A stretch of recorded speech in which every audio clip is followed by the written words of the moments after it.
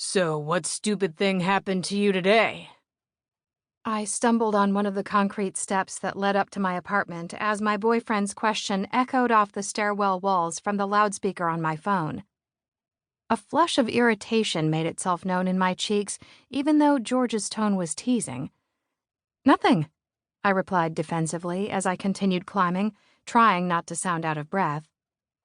I struggled to hold my phone and my oversized purse with one hand while I opened the door with the other. Come on, George chuckled. Something had to have happened.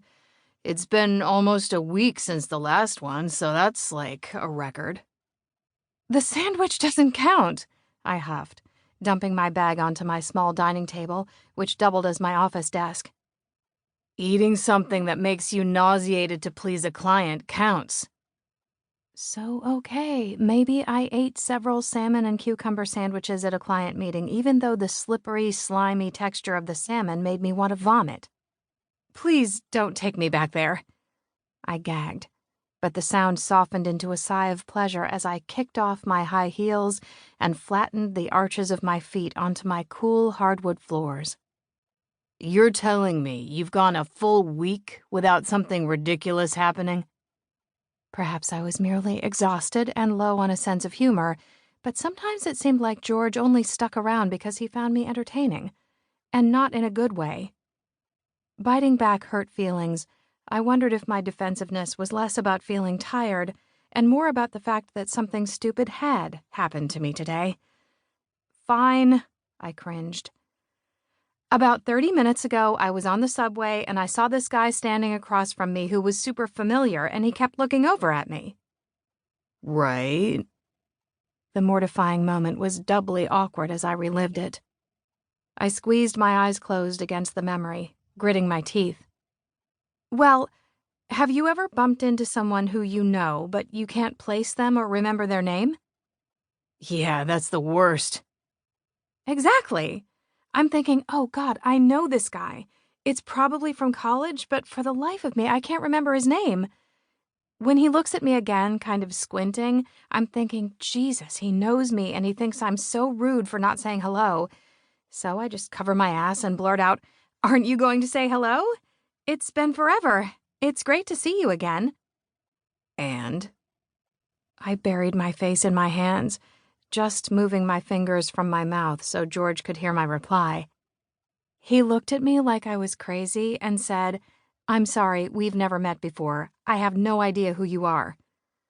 Well, I couldn't explain to him who I was because I couldn't remember who he was, so we just stood there trying to avoid each other's eyes for the next 10 minutes, and just as I got off the subway, I remembered where I knew him from. Where? My cheeks almost blistered my fingers with the heat of my embarrassment. It was Joe Ashley, the news anchor, whom I have never met before but do watch regularly on TV. There was a moment of silence, and then the sounds of choked laughter came from my phone. George was laughing so hard a reluctant smile curled the corners of my mouth. Oh, man. Oh, babe, I'm sorry. George hee-hawed.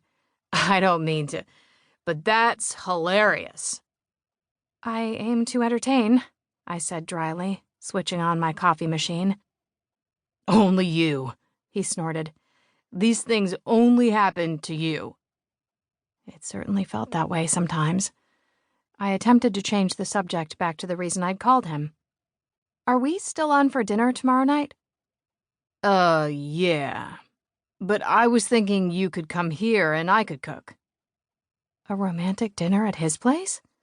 My earlier annoyance fled the building. How sweet. How unlike him. It was our 3-month anniversary next week. Maybe he wanted to commemorate it.